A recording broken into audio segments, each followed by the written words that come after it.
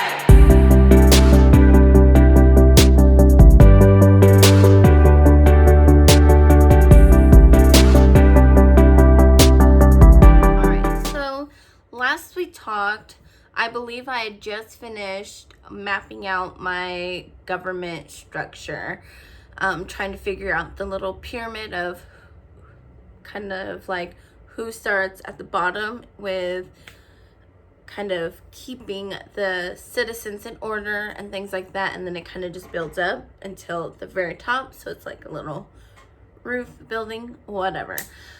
Next up was the founders. So who created, basically, who set up the foundation for your society to build up on? Who was the first to be like, this is how it's gonna be. This is our society. This is our belief system. In my case, here's the magic system, and this is how it's gonna work. So for me, the founders and the gods and the goddesses and all of that tend to be the same, just because it is a fantasy novel, a made-up world in a sense. Well, half made-up world.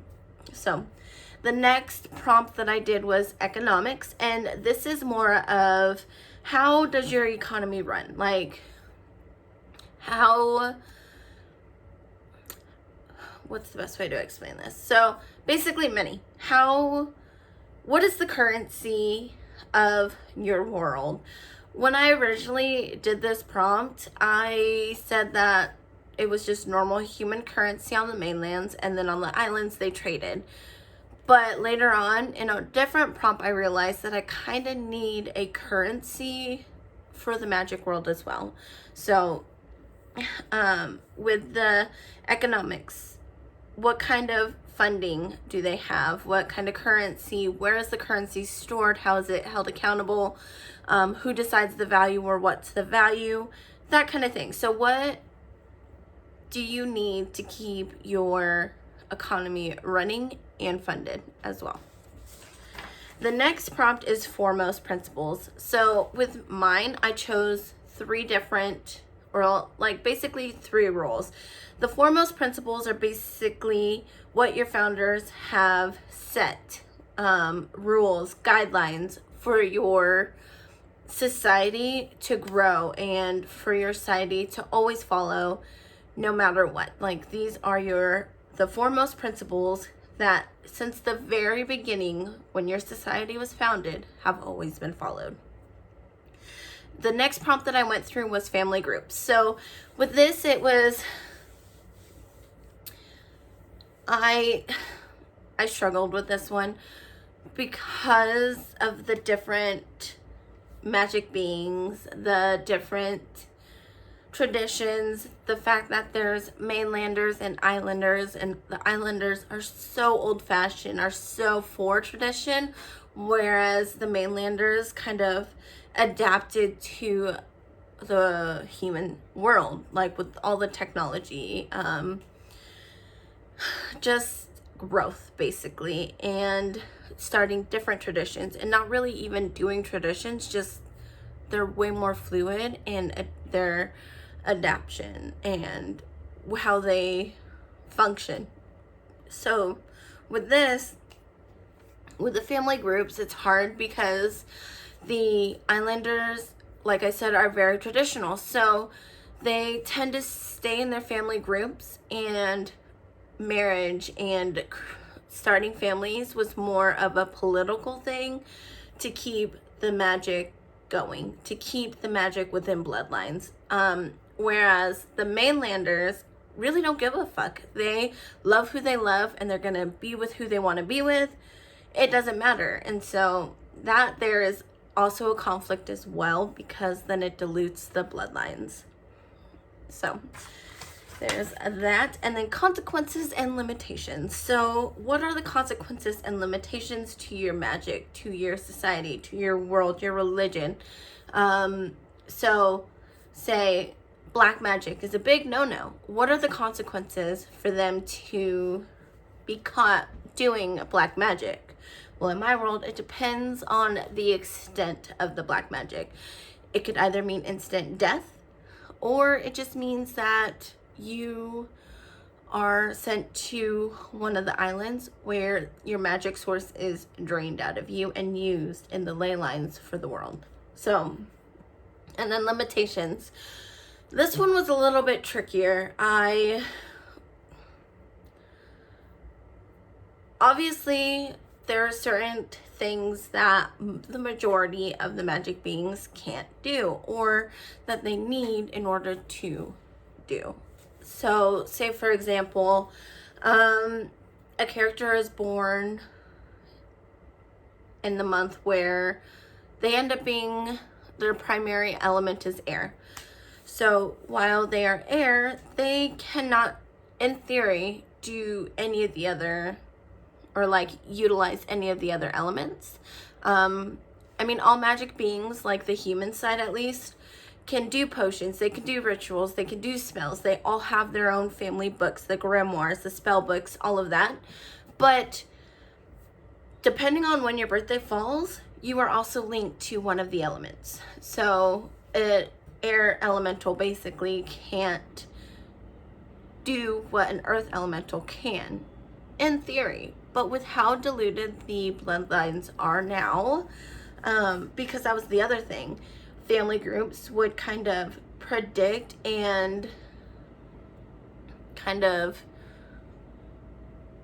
plan out the pregnancy to fall on the element of their families, I guess. I'm still thinking about it. It's still process. And I'm trying not to think too much about it just because I'm going to overthink it. And a lot of it may not even end up in the series. So there's that. So yeah, you got to create your limitations, because if it was all easy, if it was all simple, and if your character was all magical, all powerful, can do whatever the fuck they want, you wouldn't have a story. There wouldn't be any conflict. They would get what they want right away because they made it happen. And then consequences. Obviously, like in the real world, if something's against the rules or the laws and you commit that illegal act, there's going to be consequences. So in your society, in your magical world, or whatever, it needs to your characters have to have consequences. Especially with think about your conflict. Sometimes there's risks, and those risks are what keeps the buildup going. It kind of, like the danger of doing these certain actions, knowing it's illegal just to get to the ending, kind of helps build that tension and adds more to the conflict. Excuse me. So yeah, and then the next one was gender roles. All right, I had to take a drink of water. Okay, gender roles. As I was saying, is there specific things only women can do, or only men can do, or things that women are not allowed to do and men are not allowed to do as well? In your society, are there really strict gender roles, or is it more fluid?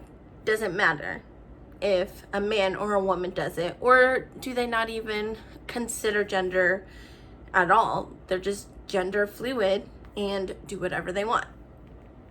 So that's one thing that does play upon, and as I'm reading more recent, like, graphic novels, gender is very fluid, sexuality is very fluid.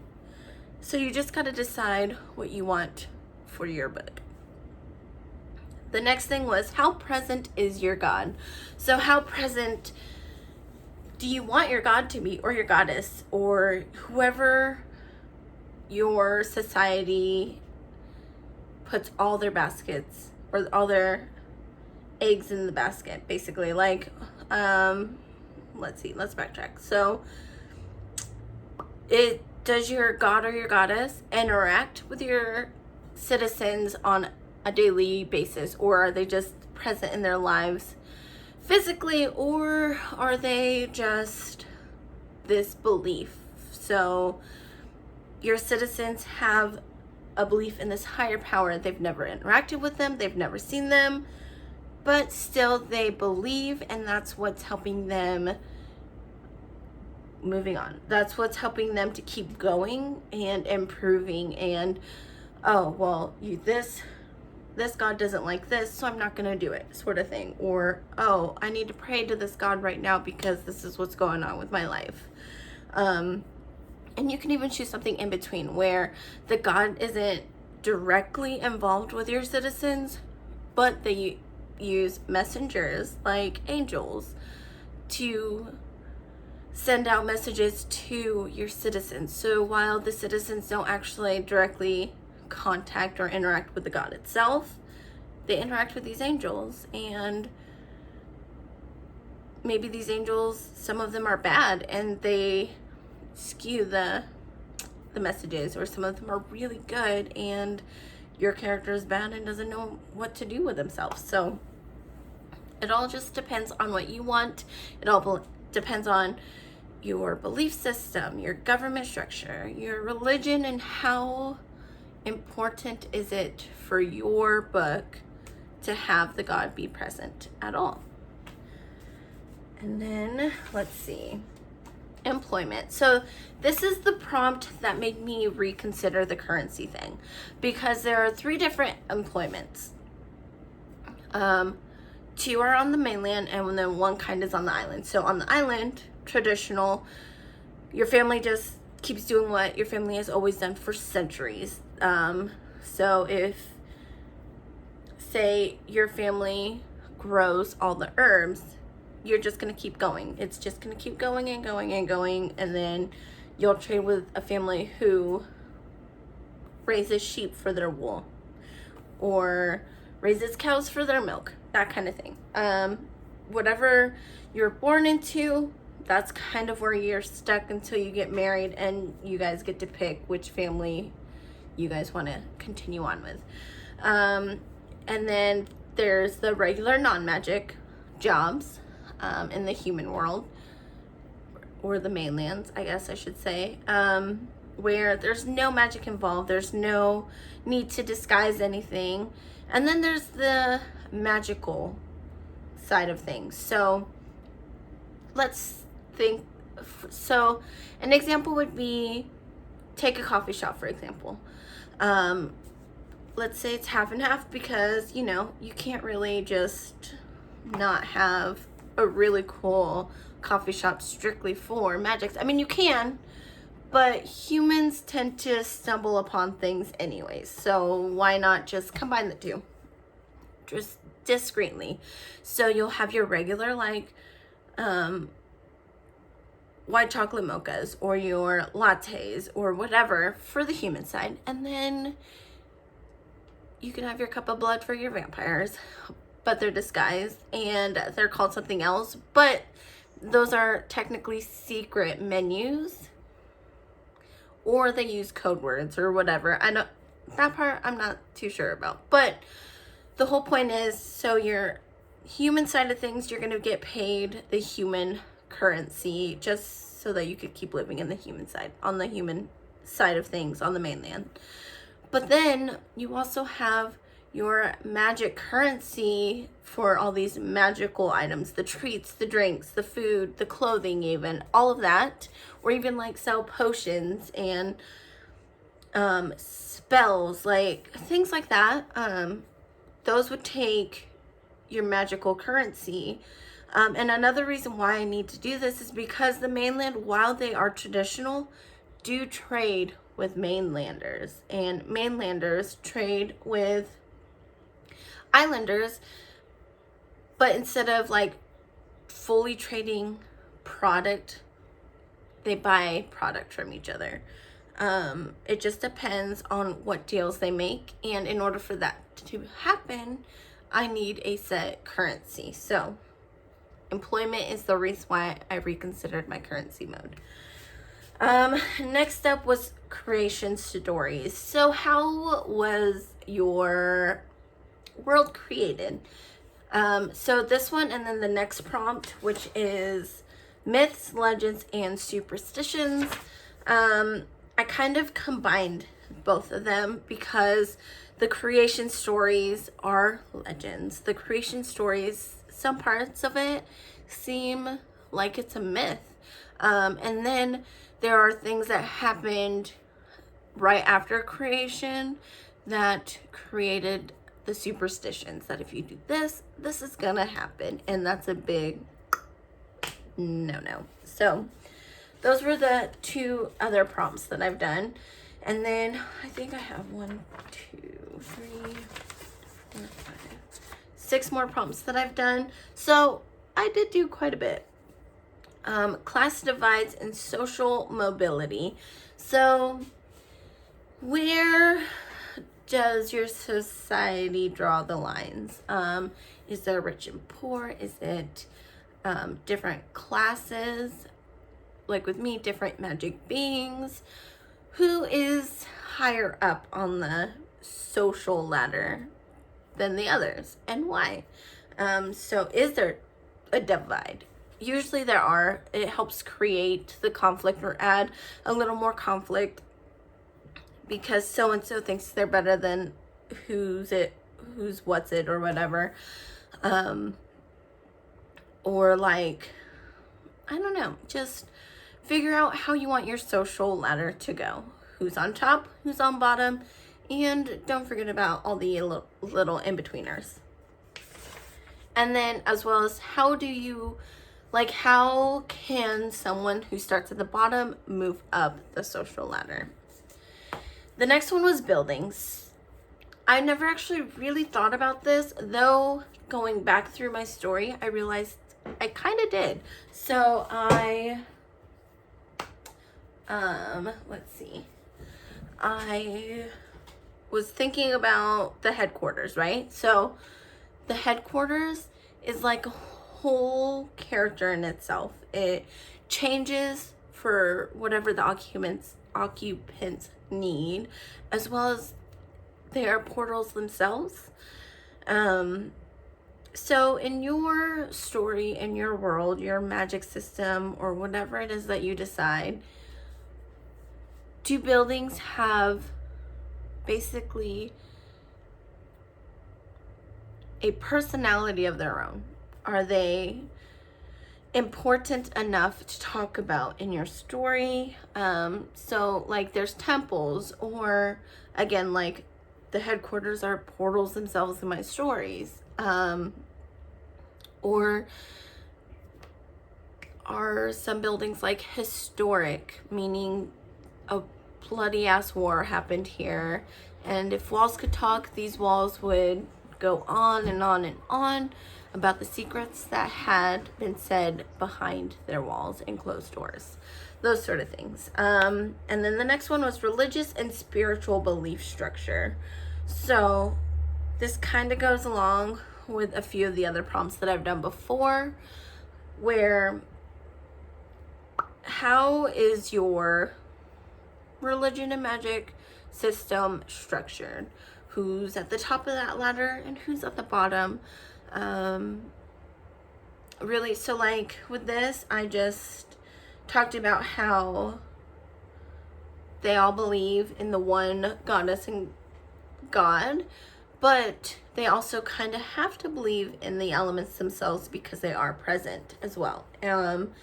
But a lot of the mainlanders have strayed from the belief because they've been on the mainland for too long and kind of isolated away from the original gods and goddesses, the elements and all of that.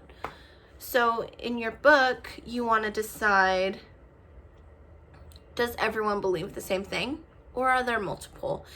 Or are there people who don't believe in it at all, even if there's proof? So you kind of just go through and decide, do you want one belief system or multiple, and who believes what if you do have multiple. Then magical items. So does your world with the magic need magical items to succeed? So do you need wands to have spells? Do you need potions to commit rituals? Do you need your spell books for the incantations? Things like that. Or even like crystals. Like crystals can be charged with energy to power up a spell. And whatever else you think your world needs, just create an ordinary object and turn it into a magical item. Next up was historic and sacred artifacts. So are there things in your world that are used only for specific ceremonies or rituals? Or are there things that have been long gone, but when they were, and they helped, say, win a war or kill off this big bad guy? Things like that. So that kind of goes along with magical items, but it goes into more depth. So it's not like your everyday objects, which is my last prompt that I accomplished this week, was what are the everyday objects? So that kind of goes along with the magical items. I guess you could say the magical items kind of forked into two different categories: everyday and then the sacred. So ones that are hardly used and ones that are used every day. So, but I'm gonna stop there because that was the end of what I was able to do this week, even though this week was extremely crazy. This notebook is officially full, completely full, all done. And so I'm going to be setting this bad boy up, writer's notebook number 3. And that's where I will finish the last half of the prompts that I have set up for September. And yeah, so this was more of a sit down chatty video. I hope that was okay. If you are following along these prompts, I would like to hear which prompts are working for you, and honestly, just comment down below. Are these videos helping you guys prepare and world build your series or book or whatever you plan on writing for NaNoWriMo? All right, guys, until next time, bye.